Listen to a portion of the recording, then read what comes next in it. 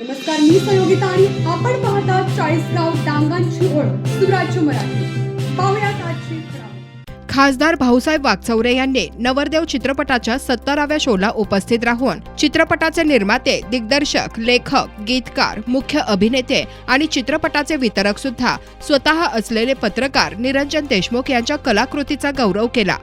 धांदरफळ बुद्रुक येथे स्वदेश सामाजिक सेवाभावी संस्थेच्या पुढाकारातून मोठ्या LED स्क्रीनवर आणि डॉल्बी साऊंड सिस्टीमवर नवरदेव चित्रपटाचे अनेक मान्यवरांच्या उपस्थितीमध्ये आयोजन करण्यात आले होते। या चित्रपटाचे वैशिष्ट्य म्हणजे 2 तास 25 मिनिटे स्तब्ध होऊन प्रेक्षक जमिनीवर बसून शेवटपर्यंत चित्रपट पाहतात आणि चित्रपट संपल्यानंतर उत्स्फूर्त प्रतिक्रिया देतात। सर्वात विशेष म्हणजे चित्रपटाला महिला भगिनींची होणारी गर्दी क्रांतिकारी ठरत आहे। शेतकरी मुलांच्या लग्नाच्या ज्वलंत प्रश्नावर आधारित असलेल्या या चित्रपटाला जास्तीत जास्त गावांमध्ये प्रदर्शित करण्याचा संकल्प चित्रपटाचे निर्माते निरंजन देशमुख यांचा असून 9 जानेवारी 2025 रोजी थिएटरमध्ये प्रदर्शित झालेल्या या चित्रपटाला 1 वर्ष पूर्ण होऊन देखील आजही ग्रामीण भागात नवरदेवाचा बोलबाला सुरूच असून यात्रा, जत्रा, गणेशोत्सव, नवरात्र उत्सव आणि विशेष कार्यक्रमांमधून गावोगावी सामाजिक जनजागृतीसाठी चित्रपटाचे प्रदर्शन आजही प्रेक्षकांच्या उत्स्फूर्त प्रतिसादामध्ये सुरू आहे।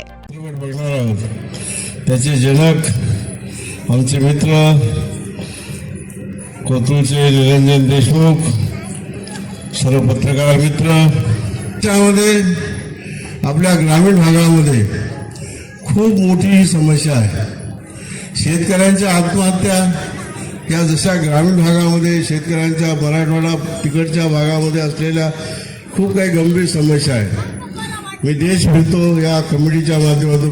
परवाच मी चेन्नई तिकडे लक्षद्वीप जाऊन आलो। खूप वाईट अवस्था काही ठिकाणी पाहायला मिळते आणि त्यामध्ये महाराष्ट्रामध्ये तर प्रथमतः देशामध्ये सुद्धा हा विषय फार गंभीर झालेला आहे।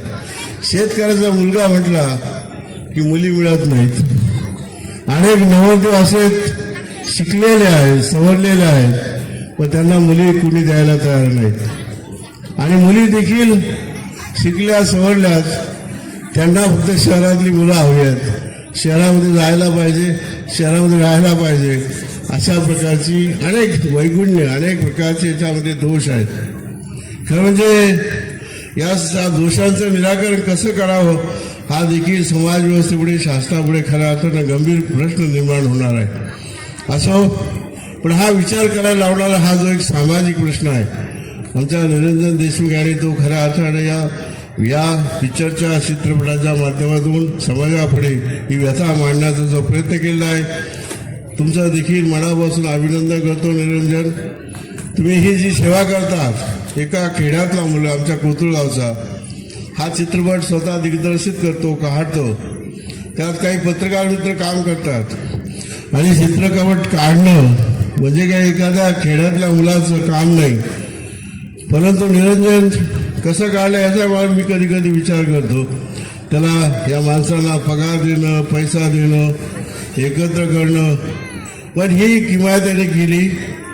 निश्चितपणे समाजाच्या या व्यथेबद्दल ही मुलं तर तुम्हाला भविष्यात आशीर्वाद देतीलच, व समाज प्रबोधनाचं मोठं काम तुम्ही या ठिकाणी केलेलं आहे। तुमच्या हातून असे समाजाच्या विषमतेचे असे जे काही प्रश्न आहेत ते चव्हाट्यावर आणण्याचा प्रयत्न करा। आम्ही तुमच्या साथीला असो, बरोबर असू, हाही शब्द या ठिकाणी देतो। खासदार आपला माणूस आपल्यासाठी, तर त्यांनी दाखवून दिलं त्यांच्या कृतीमधून की एका चित्रपटासाठी ते इथे आले शिर्डीवरून आणि शेतकरी बांधवांचा जो चित्रपट आहे त्याला त्यांनी न्याय दिलेला आहे। आणि हा चित्रपट ज्यांनी खऱ्या अर्थाने इथं तुमच्या समोर मांडण्याचा प्रयत्न केला, प्रदर्शित करण्याचा प्रयत्न केला, ते सन्माननीय बाळासाहेबजी देशमाने साहेब यांच्यासाठी सर्वांनी एकदा टाळ्या वाजवायच्या आहेत, कारण त्यांनी एक चांगला उपक्रम इथे राबवलेला आहे।